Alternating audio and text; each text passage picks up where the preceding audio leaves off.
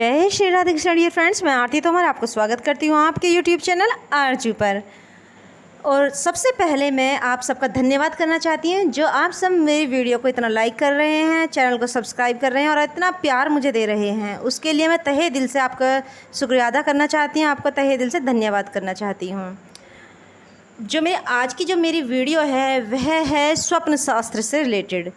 तो आज मैं स्वप्न से यानी सपनों से रिलेटेड, आज तो ड्रीम से रिलेटेड कुछ बातें करूंगी। ड्रीम क्यों आते हैं, इसका रीज़न क्या होता है इसके पीछे, और इनका ये कौन से सपने हमारे सच्चे होते हैं। स्वप्न शास्त्र में सपने के बारे में बताया है कि ये जो है ना, सपने हमें कई कारण से आते हैं।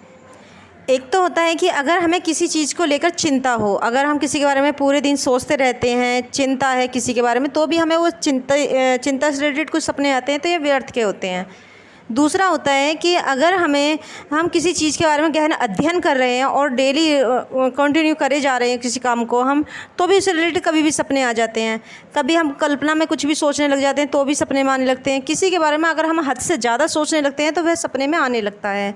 तो कुछ सपने जो होते हैं वो इस तरह से भी आते हैं कि जो हमें भविष्य का संकेत देने वाले होते हैं और हमें सावधान करने के लिए आते हैं।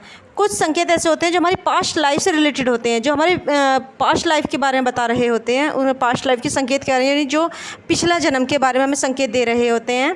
कि कभी कभी आपने सपने में देखा होगा कि आप काफ़ी ऐसी जगह होती हैं कि जहाँ पर आपको बार बार सपने में आप वहाँ जाते हो, लेकिन रियल लाइफ में मैंने वही चीज़ नहीं देखी होती, वह जगह भी नहीं देखी हुई होती। तो ये हमारे पास्ट लाइफ के बारे में संकेत देते हैं। तो सपने के कई रीज़न होते हैं। तो जो सपने कौन से सही होते हैं, तो अब उनके बारे में मैं बताऊंगी आपको, और किस टाइम पर देखे गए सपने का क्या फल होगा। तो आइए, सबसे पहले मैं स्वप्न शास्त्र के अनुसार सपने को जो हम सपने देखते हैं उसके कई भागों में बांटा गया है। पहर के आधार पर भी बताया गया है कि अगर रात्रि के प्रथम पहर में आप स्वप्न देखते हैं तो वह 1 वर्ष में होगा, द्वितीय प्रहर में देखते हैं तो 6 माह लगेंगे, तृतीय में देखते हैं तो 3 माह, चौथे प्रहर में देखते हैं तो 1 माह, प्रातःकाल में देखते हैं तो 3 दिन, और सूर्योदय के आसपास देखते हैं तो उसी दिन वह सपने का फल आपको जरूर प्राप्त होता है, चाहे वह उसका फल शुभ हो या अशुभ हो। लेकिन प्रातःकाल का स्वप्न हमेशा फल देने वाला होता है। और अगर समय के आधार पर देखा जाए तो रात्रि के 10 बजे से 12 बजे तक के सपने जो देखे जाते हैं उनका हमेशा संदेह बना रहता है, वह सच भी हो सकते हैं और नहीं भी। लेकिन रात के 12 बजे से 1 के बीच में देखे गए स्वप्न 3 साल में पूरे होते हैं, और 1 से 2 के बीच में देखे गए स्वप्न का फल 1 साल में प्राप्त होता है। 3 से 5 के बीच में देखे गए स्वप्न हमेशा सच होते हैं, चाहे उसका कोई भी परिणाम हो, चाहे शुभ फल हो या अशुभ। ये क्योंकि इसे अमृत बेला भी कहा जाता है। इस समय को ब्रह्म मुहूर्त भी होता है। इस समय जो शक्तियाँ होती हैं, पॉजिटिव एनर्जी होती है, वो पृथ्वी पर अपना ज़्यादा प्रभाव डालती है, तो इसीलिए ये सपना सच माना जाता है। 3 से 5 के बीच में देखे गए जो स्वप्न होते हैं वह 6 माह में पूरे होते हैं। तो कुछ जो सपने होते हैं जो सूर्योदय के आसपास देखे जाते हैं वह उसी दिन पूरे होते हैं। प्रातःकाल का जो स्वप्न होता है वह अच्छा फल देने वाला होता है, तो ये ध्यान रखें, वह स्वप्न चाहे कोई भी हो, अच्छा या बुरा, तो उसका फल ज़रूर मिलता है। और एक बात और ख़ास ध्यान देने की है कि अगर आपको कोई स्वप्न गलत दिखाई देता, बुरा दिखाई देता है, तो तुम्हें तुरंत उठ जाना चाहिए और फिर से सो जाना चाहिए। यानी कि आप उठे और उसके बाद में सो गए, तो इससे स्वप्न का कोई परिणाम नहीं होता है। दूसरा, अगर आपको कोई अच्छा स्वप्न दिखाई देता है तो उसे स्वप्न को देखकर तुरंत खड़े हो जाना चाहिए, उसके बाद में सोना नहीं चाहिए, नहीं तो शुभ फल नहीं मिलता है। और एक बात करूं तो और ध्यान दें कि अगर आप कोई शुभ स्वप्न देखते हैं तो उसे हमेशा अपने गुरु को, विद्वान या कोई ज्ञानी हो तो उसको ही बताना चाहिए, या कोई तुम्हारा हितैषी हो, केवल उसी को ही, किसी एक को ही अपना शुभ फल का स्वप्न बताना चाहिए। ये बार बार कहने से उसका शुभ फल नहीं प्राप्त होता है।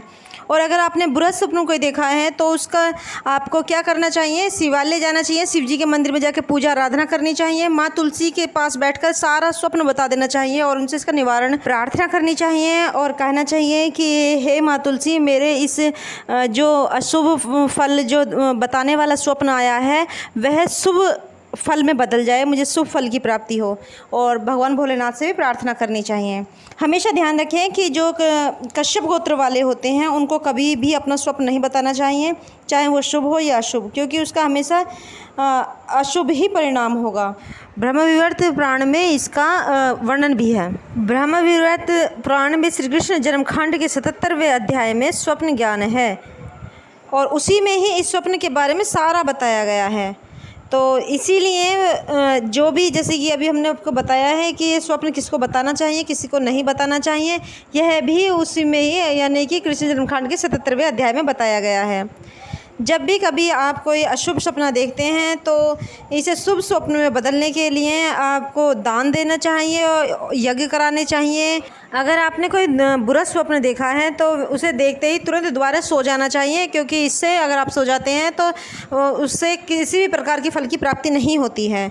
दूसरा, कभी भी अपने शुभ फल को अपने कभी किसी शत्रु को या जो नीच किस्म का इंसान हो, जो हमेशा किसी का बुरा सोचता हो या कोई अभागा हो, उसको बिल्कुल भी स्वप्न नहीं बताना चाहिए, वरना दुर्गति होती है। अगर आप कोई स्वप्न देखकर भूल जाते हैं तो उसका कोई परिणाम नहीं होता है। हमेशा शुभ स्वप्न किसी एक को ही बताना चाहिए। आज की वीडियो में इतना ही। मैं उम्मीद करती हूँ आपको मेरी ये वीडियो ज़रूर पसंद आई होगी। अगर आपको मेरी वीडियो पसंद आई है तो वीडियो को लाइक करना, चैनल को सब्सक्राइब करना और वीडियो को शेयर करना ना भूलें। आप हमेशा स्वस्थ रहें, अपना ख्याल रखें, अपनों का ख्याल रखें। जय श्री राधे कृष्ण डियर फ्रेंड्स।